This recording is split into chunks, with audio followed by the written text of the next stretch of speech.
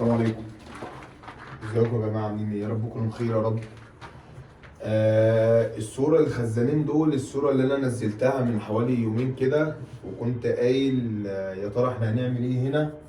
في ناس كتير ما شاء الله اشتغلت في مفيده هنا، فعارفه ان بيبقى فيه دايما في ضغط جاي اللي هو ما بين الحمامين بتاع الغرف.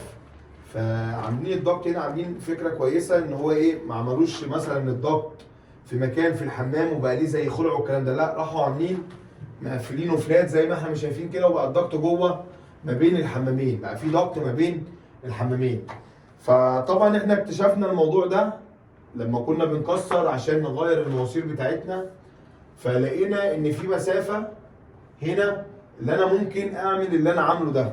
طبعا انا جيت لما قلت للباشمهندس محمد قلت له انا هدفن الخزانين دول، قال لي هندفنهم ازاي؟ قال لي اولا، قال لي انا عايز اعمل فوق الخزان هعمل بانوه كده اللي هو الغاطس ده عشان نعمل فيه ليد نحط فيه فازه بتاعي يبقى شكله ماشي مع التصميم، حاجه يبقى شكلها كويس.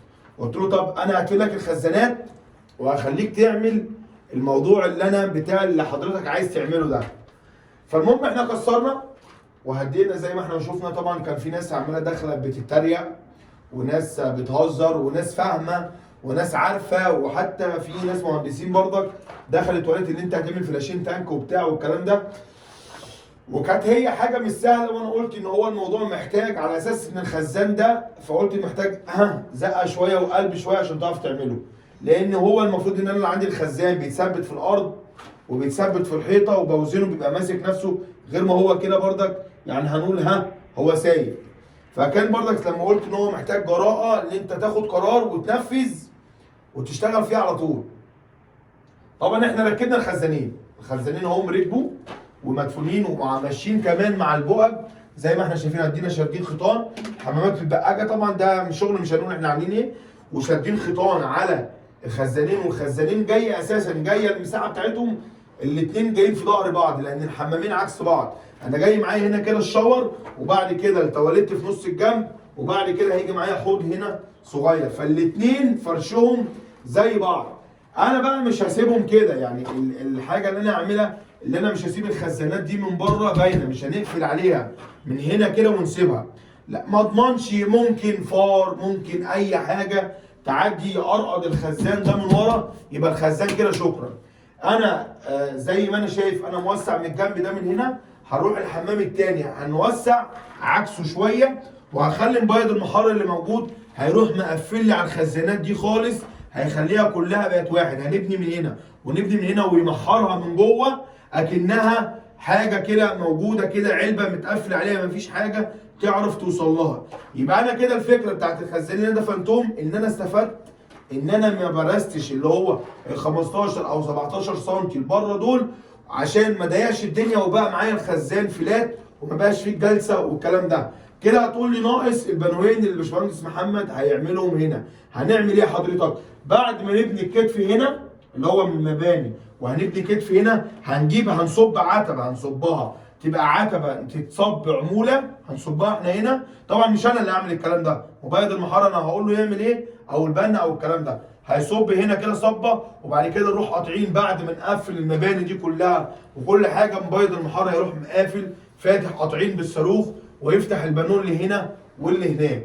ده بالنسبه للناس اللي كانت بتقول لي طب احنا مش اول مره يعني احنا مش اول ناس نعمل الموضوع ده، هو معمول كتير وناس كتير عاملاه وناس عارفاه، بس هو ممكن يعني بنزود، ممكن ما يكونش حد عمل فيديو بيه، فاحنا قلنا نفيد الناس. ما دام انا عندي الفرصه ان انا ادفن الخزان ده، هو يعني ايه، هو مقرف جدا في تثبيته، بيبقى متعب والكلام ده كله، بس انت بقى ما تستسهلش، لان الكلام ده هيفرق في المكان، هيفرق في شكل الحمام، سواء ممكن ده جه بورسلين كله، جه سيراميك، جه محاره، جه ورق حائط ومن تحت زي ما يجي، هيفرق غير ما يكون في البانيه اللي هي ال 17 سم او ال 15 اللي بتبقى مبنيه، هتفرق معاه كتير. لان انا عندي المساحه جوه، انا ممكن ده كمان ممكن لو هو حب كمان يعمل بانوين هنا في الشاور، ممكن برضك هو ما يجي قال لي لسه هبص عليها، ممكن يعملها ونبقى نخلي الخلاط في النص، وممكن نعمل بانون يمين وبانون شمال، او نعمل الخلاط على ارتفاع معين ويعمل بانون. هنشوف، وزي ما انا قلت احنا هنعمل هنا كذا سلسله فيديوهات والكلام ده. الصرف بقى اتجمع، يعني كل الناس عارفه هو بيتجمع ازاي، يعني اي حد من الجماعه السباكين الاخوه اخواتنا بيعرف يجمع الصرف، والصرف معروف هو بيتجمع ازاي. احنا خدنا مشترك واي وفي منه مشترك 90 عشان نعمل فيها نسبه ميول، تبقى الموضوع بسيط خالص، وهو طالع بخط واحد زي ما احنا ما شايفين كده.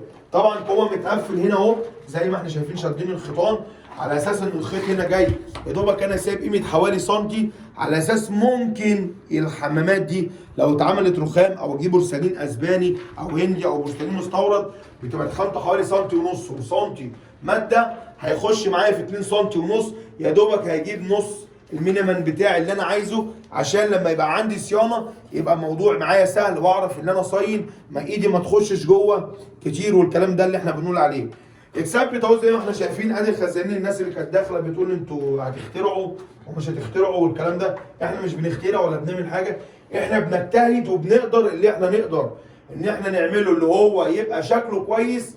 لان انا الحاجه دي دي شغلانتي، انا شغلانتي كل يوم في حمامات بشوف الحمام لما بيتفرش بيبقى شكله عامل ازاي، انا ببقى عندي تصور ليه. لو حضرتك مهندس او عميل يعني بتخش المكان عندك 100 بند، ممكن تبقى واخد موقعين 3 4 5، لو حضرتك مكتب كبير او شركه كبيره فيهم كلهم 20 حمام. انا كل يوم في حمامات، انا شغلانتنا كلها فرش الحمامات، فعلى قد ما بنقدر بنشوف الحاجه اللي هي تخلي شكل المكان يبقى شكلها حلو وظريف، ويبقى الشكل اللي في طالع كويس، فبنقدر نعملها زي ما احنا شفنا. جينا ثبتناهم ما فيهمش اي حاجه، ومثبتين كمان على البوج، والاثنين جايين في ظهر بعض، وكلهم يعني حاجه ان شاء الله هتتثبت وهتبقى كويسه.